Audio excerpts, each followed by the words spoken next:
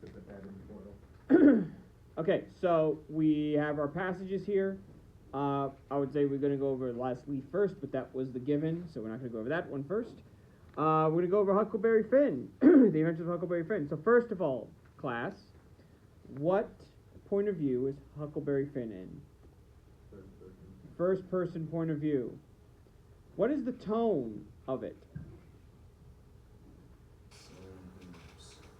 Silly and humorous. Silly and humorous, comedic.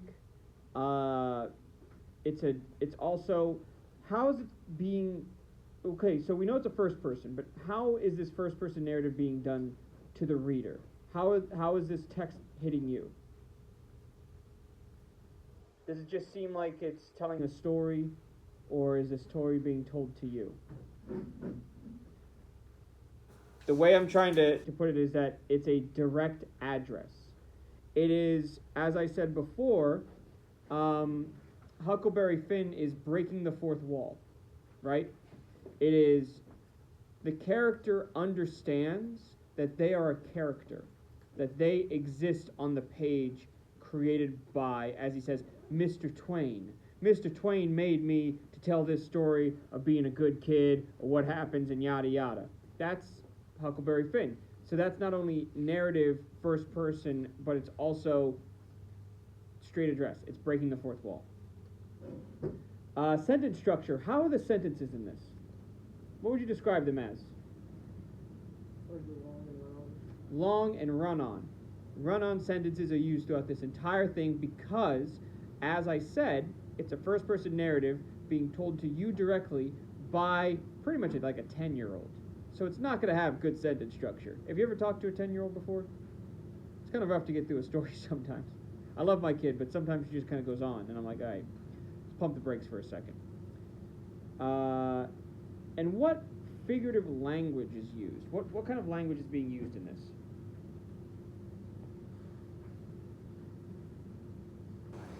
Slang. Slang words are being used. Now that's the terminology we're going to use for that, but a good way of looking at it is informal, right? This isn't a very formal text, correct? It's a call and response. I say yes, and you say no. He is speaking directly to you. He's very informal. It is meant to elicit a kind of uneducated tone. It's not making fun of him for being uneducated, but it's meant to show you that this is a poor child from, back when Mark Twain was alive, so Civil War time, roughly. He doesn't have an education. He doesn't know how to speak with eloquence and stuff. It's just a kid. Frankenstein. Now everyone knows about the story of Frankenstein, written by Mary Shelley.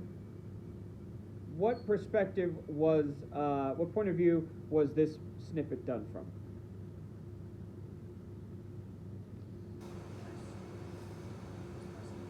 Say it. First person. It's from a first person point of view as well. Yes. It's meant to be almost like a passage from something. How does it sound? What's the tone of it? What else you got for me on that one, Megan? What's the tone? Okay, what? Fairy tale? Okay. That's the tone of it. What else? Like horror or scary. Horror, gothic horror and scary. What about the way the person speaks in it, I should say? Is it like Huck Finn? In that, is it very like informal and kind of slang filled and stuff? No, how does it sound? The opposite of it, right? Yeah, it's very formal because this is meant to be, an esteemed individual from 18th century England. So they're not going to speak like some, backwater kid from Mississippi, from the middle of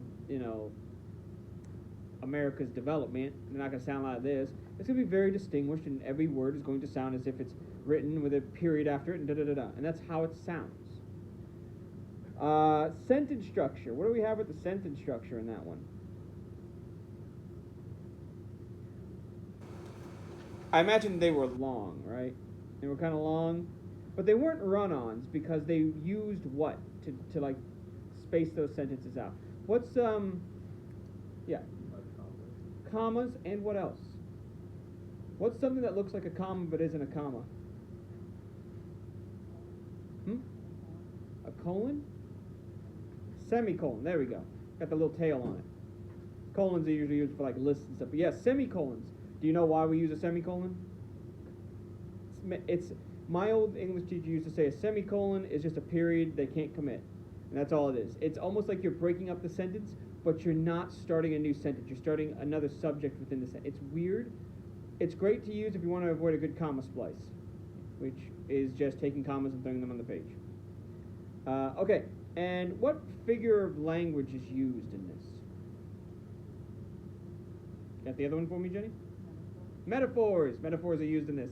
Not a lot of similes. I didn't see any similes in there really, right? It's metaphors, which are simile without using a like and an as in it. It's, once again, I think it adds to the formalness of it, because you could see similes being a little more informal, like it's a little more like poetic and flowing, and a metaphor is very, like, it feels very hard and dry. I don't know why. I always get the image that like a metaphor is like, this is it. This is what I meant to say. And meanwhile, similes have like almost a fluid feel to them.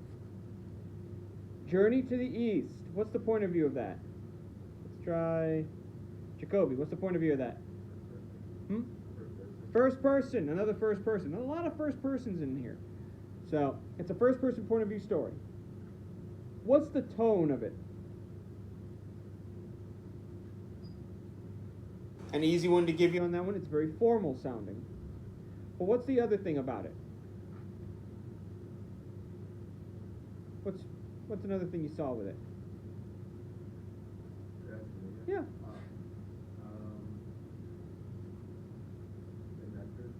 Adventurous. Okay, we can go with that. Adventurous is a really good one with that because it's almost song-like. And what are the words in a song? What do you call those words that are in a song? Lyrics. In this term, it is very lyrical. What's a sentence structure like? Easy way of putting it, are they long or short, the sentences? Long.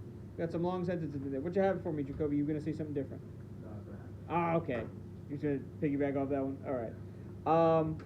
And they are broken by ellipses. Do you know what an ellipses is? If you look at it, where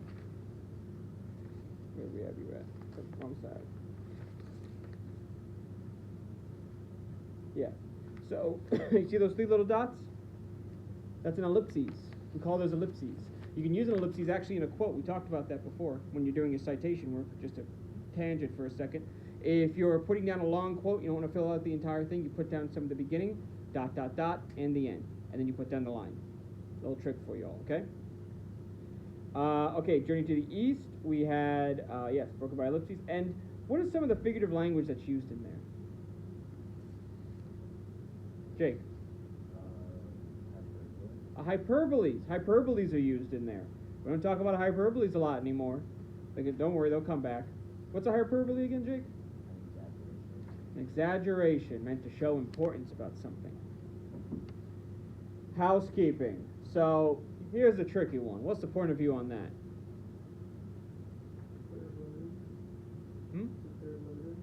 Is it third limited? Is it first person? Or is it... See? We're doing third person omniscient. We're saying third person limited. Some people were probably wondering about narrative. What did we discover about that one then? If we're putting all those, like, could be this, and it could be this, and it could be this. That's the trick question one. We don't really know. It's kind of including everything together. It's a little confusing. And that happens sometimes in literature. That's why they said before, it's a little tough to distinguish sometimes. I think that was a trick on their part, personally. What's the tone of it? Travis, what's the tone of that one? Formal. Start off there. It's very formal sounding, very dignified sounding as you're reading it. Any other than formal? Did someone put down something else? Addison, did you put down anything else? Calm. Very calm sounding. It sounds, we can often equate that to dignified or too formal in that it's very controlled. It doesn't have like crazy run-on sentences. It doesn't use a lot of this thing again. It's very measured is a good term used. Sentence structure.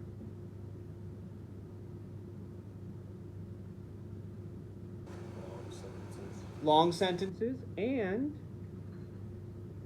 short sentences. Again, we're going to jump back to what it said originally. It's kind of hard to tell if this is a first person, third person, limited, this, that, and the other.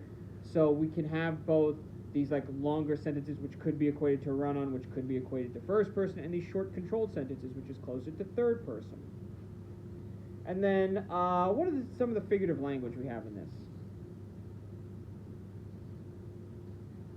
What'd you see? Personification. Personification is used pretty well. It's the essence of giving life to something that has no life.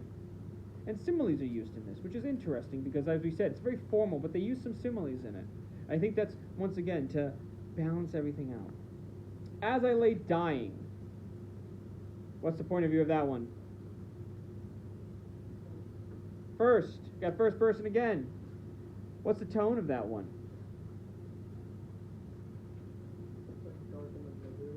Dark and negative. Very vague, very informal sounding as well. But then again, they throw in the philosophical feel of it. Because it's dark and negative because I think the coldness of it. Because the philosophical nature. Because philosophy is often seen as very, like, not very lifelike. What about these sentence structures?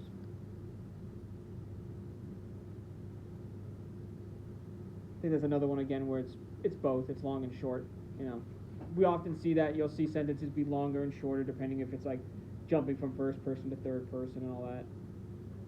And then what's some of the figurative language we have in that? Simile. You got similes as well? What else? What's another kind of simile? I want to put it like that. Metaphors. We got some similes, we got some metaphors in there. Some vagueness and everything, some stuff that you probably wouldn't see. But I love it that you're just like, you know, we're referencing the things that we learned before. That's great because it means that you remember it. Beowulf that we just read. What point of view is Beowulf in, everybody? Third person. It's wonderful third person. It's the easiest way of reading it, right? What about the tone? What's the tone of Beowulf, guys?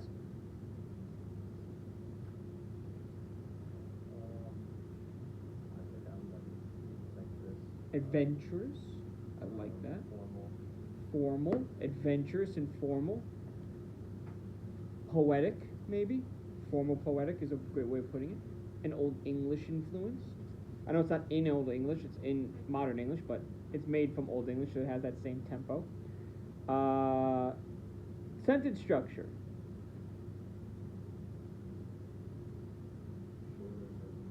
Shorter sentences. Because it's done in that poetic stanza style, so it has to be very short. A lot of the paragraphs, a lot of the sentences as well, they're broken sentences. Remember? They would go to the end, and then sometimes they would stop for no reason, and like that's the poetic style of it. And then, what's some figurative language that's used in Beowulf, everybody? Everything is used in there. Give me one. Similes are used in that. What else is used in there? Metaphors are used in there. Kennings are used in there. Hyperboles are used in there. Everything is used in Beowulf because that's where we get a lot of our startup from. Alliterations in there too. And then Grendel. Grendel is a first-person narrative. It is, tone-wise, it is what? We haven't read a lot of it yet, so we'll, give away the ghost on that one. It's very, it's an informal poetic style. Now, the sentences are long and short. They're normal literary sentences, if you would, but still the tone of it is very much like he's often waxing and waning and talking about things very, very simile-filled, alliteration-filled. All of the above would be the best way of putting it for figurative language as well. So Grendel is kind of that encapsulation of all these other things together. It's poetic while being informal, while having long sentences, while using a lot of hyperboles, or not hyperboles, but alliteration and similes and everything. And that's kind of why we put it all together like that. Okay? So we're jumping into the chapter 2 and 3 now.